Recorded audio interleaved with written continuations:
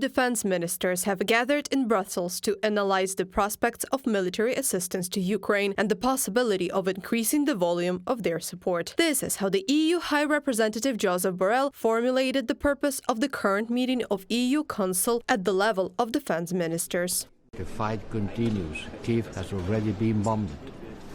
Russia attacked a civilian ship on the Black Sea corridor that was transporting grain. Our support is increasing. I can tell you that it has reached the level of 27 billion on military support. It is the highest figure ever reached. We continue training Ukrainian soldiers. We continue being behind Ukraine.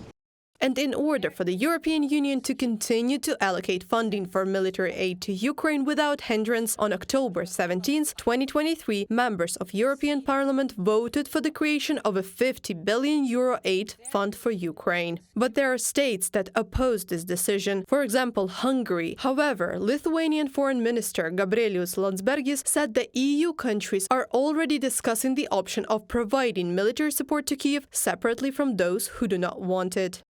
I think that there is a chance to go ahead with it. Some proposals are being made that the countries who do not want to participate in this could be not participating in it. That means that my country, other countries who will be participating, would be bearing more weight on their shoulders. And Lithuania, with what we have, we would be ready to do that. Meaning that it would be not 27, but a smaller group of countries.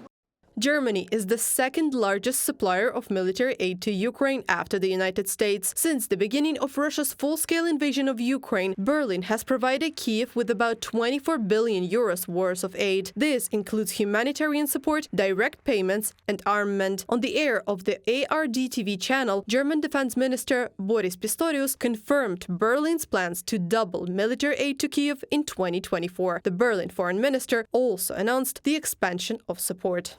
Putin is rejoicing too soon, given the dramatic situation in the world, because not only will we continue our support for Ukraine, but we will extend and increase it, especially from the Federal Republic of Germany. Not only given the winter defense shield for the coming weeks and months, when it's obvious that the Russian president will once again treacherously take advantage of the needs of the people in the cold winter, but our support will expand massively, especially for the next year.